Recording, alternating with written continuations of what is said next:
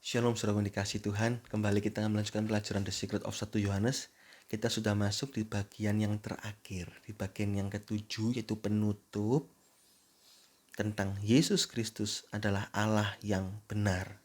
Itu di dalam 1 Yohanes 5 ayat 20 dan 21. Nah, sebelum itu saya ingin ulangi lagi, ada 7 bagian saudaraku dari surat 1 Yohanes ini. Yang pertama, ajakan untuk tinggal dan bersekutu dalam kasih Allah. Dalam 1 Yohanes 1 ayat 1 ya sampai pasal 2 ayat 17. Bagian kedua, peringatan tentang antikristus. 1 Yohanes 2 ayat 18 sampai 28. Ayat ketiga, perbedaan anak Allah dengan anak iblis. Itu 1 Yohanes 2 ayat 29 sampai 1 Yohanes 3 ayat 1 sampai 24. Ya, keseluruhan 1 Yohanes pasal 3. Bagian keempat, penegasan tentang ajaran sesat dari antikris, yaitu 1 Yohanes 4 ayat 1 sampai 6. Kelima, ajakan untuk mengasihi Allah, 1 Yohanes 4 ayat 7 sampai 21. Keenam, pelajaran tentang Trinitas Allah, 1 Yohanes 5 ayat 1 sampai 19. Yang ketujuh, penutup, Yesus Kristus adalah Allah yang benar, 1 Yohanes 5 ayat 20 sampai 21. Ini bagian yang terakhir, kita akan selesaikan saudaraku dalam satu video ini. Sebelumnya saya akan bacakan dalam terjemahan King James Indonesia, berbunyi demikian ayat 20. Dan kita mengetahui bahwa Putra Allah telah datang dan telah memberikan pengertian kepada kita, supaya kita boleh mengenal Dia yang benar, dan kita ada di dalam Dia yang benar, yaitu di dalam Putranya, Yesus Kristus. Dialah Allah yang benar dan hidup yang kekal. Ayat 21, anak-anak kecil, jagalah dirimu dari berhala-berhala. Amin. Nah, ini bagian terakhir dari surat 1 Yohanes. Kesimpulan dari apa yang sudah ditulis oleh Rasul Yohanes. Kita mengetahui bahwa Putra Allah telah datang dan telah memberikan pengertian kepada kita agar kita bisa mengenal Allah yang benar, dan kita ada di dalam Allah yang benar. Kita kenal Allah yang benar dan kita ada di dalam Allah yang benar. Jangan hanya tahu, tapi kenal. Jangan hanya kenal, tapi di dalamnya. Yaitu siapa? Tuhan Yesus Kristus. Inilah suatu jaminan hidup yang kekal itu. Tidak semua orang bisa mengerti hal ini, karena hanya orang-orang yang punya kerendahan hatilah yang bisa mengerti tentang anugerah Allah di dalam Tuhan Yesus Kristus, Putranya. Sebagian orang berusaha memakai akal untuk menjelaskan, tetapi berujung kepada kesesatan. Tak terkecuali pengajaran gnostik yang berusaha dinetralisir oleh Rasul Yohanes. Oleh itu muncul surat 1 Yohanes untuk menetralisir ajaran-ajaran gnostik yang beredar pada waktu itu. Sudah bisa lihat ini dalam video The Secret 1 Yohanes di pasal-pasal 1 awal-awal itu, saudara. Nah, pada ayat 21 kembali disebut anak-anak kecil untuk menjaga dirinya dari segala berhala. Nah, ayat ini memang terkesan sebagai penutup yang tidak ada kaitannya dengan surat 1 Yohanes. Kok lucu? Tiba-tiba ditulis anak-anak kecil, jagalah dirimu dari berhala-berhala. Amin. Loh, kok begitu ayatnya? Kok gak ada ayat penutup kiranya berkat Allah atau apa? Kok enggak? Kok ditutup jagalah dirimu dari berhala-berhala? Memang kelihatannya tidak ada hubungannya, tetapi sebenarnya tidak. Rasul Yohanes memperingatkan pembacanya yang masih kanak-kanak rohani untuk mewaspadai berhala-berhala, termasuk berhala modern yang bisa menggantikan posisi Allah yang benar. Di ayat 20 kita akan belajar tentang kita harus ada di dalam Allah yang benar. Oleh karena itu ayat 21, kamu yang anak-anak kecil, yang kanak-kanak rohani, hati-hati terhadap berhala-berhala modern yang bisa menggantikan posisi Allah yang benar. Apa sih definisi berhala itu? Itulah semua yang menyamai atau menggeser posisi Allah dalam hidup orang percaya, mulai pikiran, perkataan, tindakan, perasaan. Jikalau itu sudah terjadi, maka kita sudah terikat oleh berhala modern. Hati-hati. Semua perkara yang netral boleh kita pakai, tapi belum tentu semua itu berguna. Apa yang halal tidak boleh membuat atau menjadi ikatan, sehingga menjadi dosa. Kalau sudah terikat dosa, dosa. Terikat hal yang netral tetap dosa. Satu Korintus 6 ayat 12. Jika perkara dosa, kita tegas menolak. Tapi jika perkara netral harus hati-hati. Jangan sampai jadi dosa karena terikat. Ikatan ini ada tingkatan-tingkatannya. Yaitu saya tulis ada 3 tingkatan ikatan. Yang pertama ikatan dalam hati, tingkatan 1A. 1A. Di sini hati mulai terpesona akan suatu berhala modern, hingga sedikit-sedikit sudah memikirkan, sudah senang akan berhalanya. Kalau sudah melakukan dengan berhalanya, senang gitu. Tapi kalau dilepas, rasanya tuh gelisah, kepingin lagi. Nah, itu sudah terikat dalam hati. Walaupun demikian tindakannya tidak terlihat. Mereka masih mengerjakan 7 kebutuhan pokok rohani. Sudah saya jelaskan sebelumnya tentang 7 kebutuhan pokok rohani. Tapi kualitasnya di mata Allah berkurang dengan adanya berhala modern tersebut. Baca Alkitab sih, kita baca Alkitab cepet-cepetan. Jika selesai Tuhan. Tuhan Yesus, terima kasih buat hari ini, amin. Langsung main game, langsung main gadget, langsung pergi ini pergi itu. Masih mengerjakan ibadah, oke ibadah.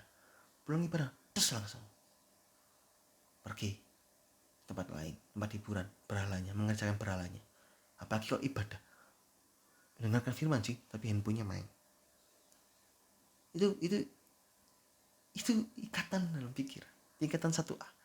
Kedua, ikatan dalam perbuatan, tingkatan 1B. Pada tingkatan ini mulai terlihat kehendak-kehendak Allah mulai dipinggirkan sebagian, bahkan bisa sampai seluruhnya. Misalnya baca Alkitab tiap hari, terus kena berhala modern, baca Alkitab cuma seminggu sekali. Sayang. Itu ikatan dalam perbuatan, ikatan 1B. Ketiga, ikatan dalam roh setan. Itulah tingkat kedua. Pada ikatan ini roh setan merasukinya sehingga sampai begitu terikat melakukan tindakan yang tidak wajar. Misalnya percabulan, sampai melakukan tindakan-tindakan homo pada lelaki, lesbi pada perempuan dengan perempuan. Tingkatan ini juga perasaan hatinya mulai terbalik-balik akibat dari ikatan berhalanya. Pornografi terikat sampai masturbasi macam-macam. Hati-hati, itu bisa dirasuki setan, tingkatan dalam roh setan. Tak mau berhenti. Hati-hati. Tingkatan ketiga, ikatan sempurna. Jika tetap keras hati, maka jadi sempurna, nggak mau dilepaskan lagi sampai binasa kekal di neraka. Hati-hati kalau aku udah nggak mau anggur lama, aku nggak mau anggur baru, anggur lama ini enak. Lukas 5:39 dalam King James, old wine is better. Wah, bahaya. Bisa ikatan sempurna, bisa nggak mau bertobat. Hati-hati saudaraku ya. Roh Kudus pasti ingatkan kok. Loh, kok mulai dikurangi ya, kebutuhan pokok orang kok mulai dikendurkan ya. Bertobat langsung, kembali lagi kencang, lari, fervent in spirit, Roma 12 ayat 11. Bernyala-nyala dalam roh, layanilah Tuhan. Jangan ikatan sedikit udah lemah. Jangan mau diikat. Kita harus bebaskan roh kita. Kalau mau diikat oleh Roh Kudus, Yohanes 21:18.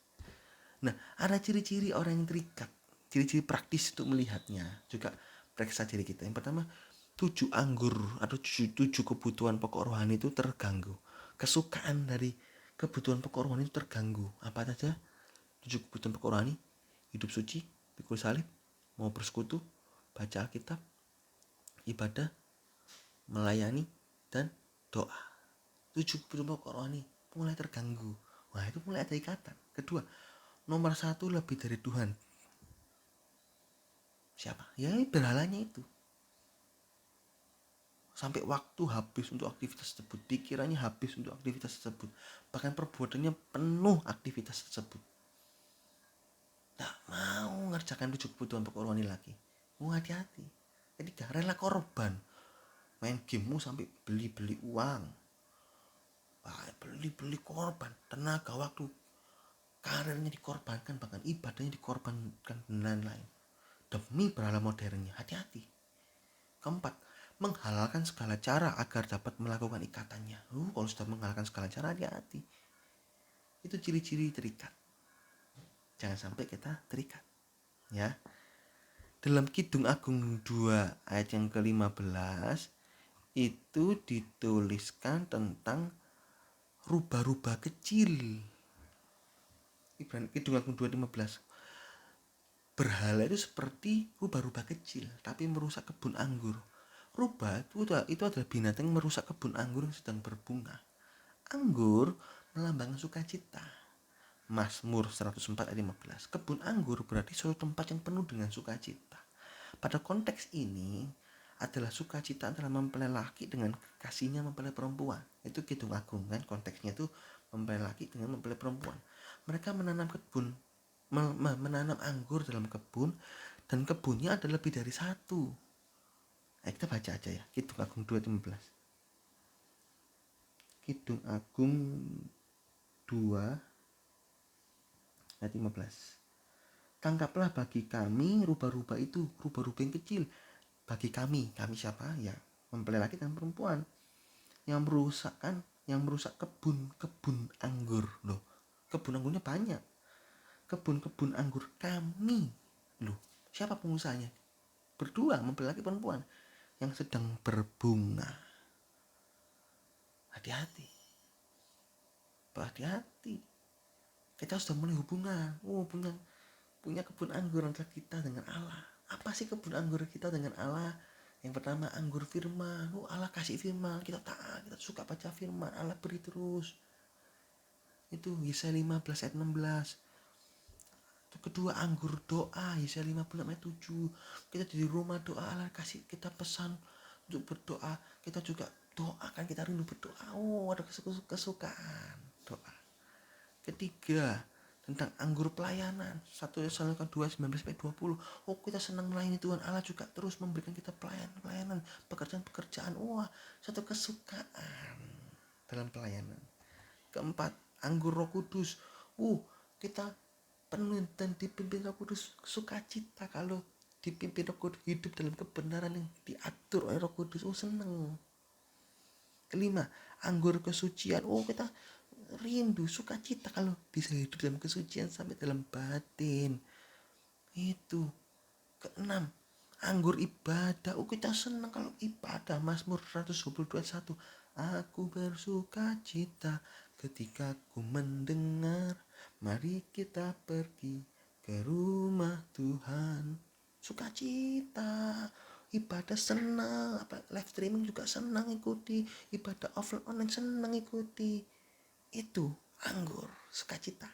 Ke-7, salib. Anggur salib, Galatia 6 ayat 14. Kita senang kalau bisa memilih yang membuat daging mati. Salib kan pilihan yang membuat daging mati. Suruh nyontek atau jujur, kita dengan sukacita. Aku pilih jujur. Iblis minggir. Iblis tak boleh berbuat apa-apa. Iblis tak mendapat apa-apa dalam hidupku. He had nothing in me. Yohanes 14 ayat 30 dalam bahasa Inggris. Kita suka hidup jujur. Kita suka hidup dalam kesucian. Itu salib yang membuat daging mati.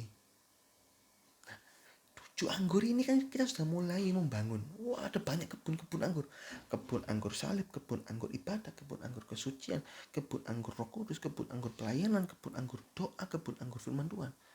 Kita punya 7 kebun anggur, sukacita di dalam Tuhan. Jangan biarkan rubah-rubah kecil masuk merusak, membuat kebun anggur mulai rusak. Gara-gara berhala modern namanya netral. Lu main gamenya lu Tetris, gamenya lu catur, kan ndak dosa. Tapi mulai menggerogoti kebun anggur kita. Gara-gara catur ngerogotin apa? Firman Tuhan. Baca Alkitab mulai dikurangin.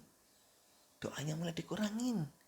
Ibadahnya gara-gara setiap pagi goes, naik sepeda. Ibadah minggu pagi dikurangin. Terus mau pengulangan minggu pagi, aduh malas. Kan streaming toh kan bisa pengulangan. Kita doakan supaya pandemi segera berakhir, kita bisa kembali kepada ibadah offline. Ibadah offline tambah gak bisa. Ibadah offline aku goes Senin sampai Sabtu loh, sudah kerja, Minggu ya olahraga. Nanti tambah badan tuh tambah capek, nanti tambah sakit. Jadi harus olahraga, jaga kebugaran. Ibadah nanti lah, kan bisa sore, ibadah sore kan bisa. Loh, kan biasanya dulu kan kamu datang pagi dan sore, kok sekarang sore aja? Iya, saya sepedaan. Loh, mulai dikurangi anggur ibadahnya. Terus apa lagi? Anggur Roh Kudus dikurangi. Roh Kudus ngomong, ayo baca Alkitab. Enggak, Roh Kudus, aku main catur, aku main Tetris. Roh Kudus mulai dikurangi anggur Roh Kudusnya. Nggak suka kalau Roh Kudus mimpin. Loh, ya kan, bisa mengerti hal ini saudaraku. Kidung Agung 2:15 sudah mulai berbunga, kebun anggurnya mulai banyak.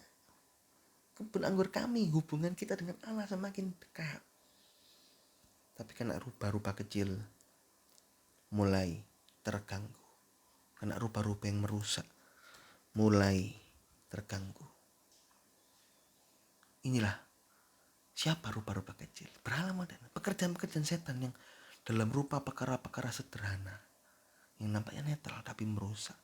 Jika dibiarkan, cepat atau lambat kebun anggur kita akan rusak, sehingga hubungan kita dengan Allah makin renggang, akhirnya putus.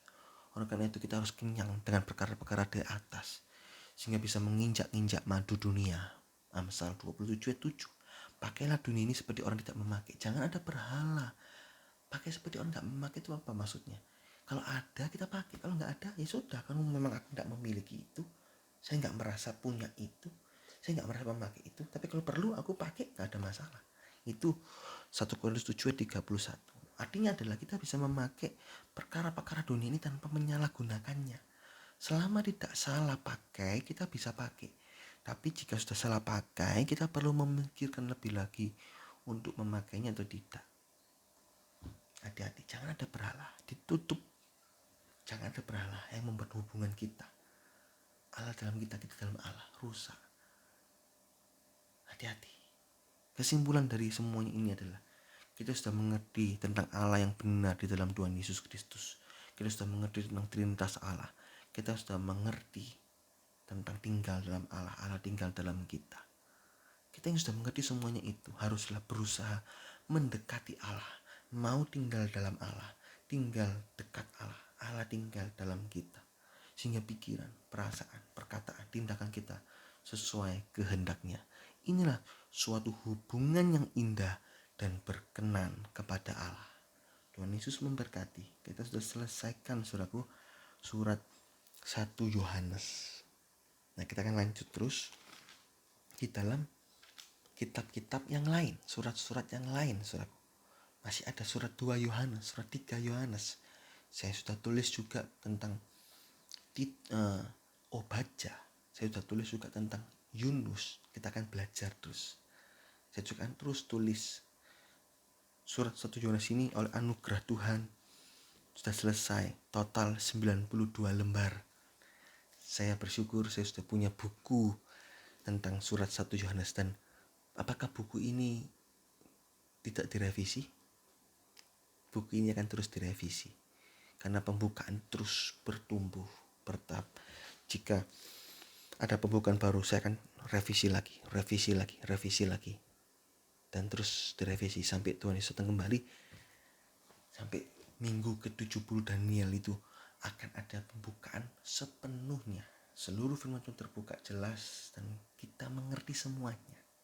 Saat ini kita hanya mengerti bertahap. Oleh karena itu kita butuh orang lain juga. Orang lain punya pengertian yang baru, kita lihat, oh ya cocok dengan firman Tuhan. Hati kita, roh kita ada satu kecocokan. Oke, kita terima. Ini pembukaan baru dan terus belajar firman Tuhan terus.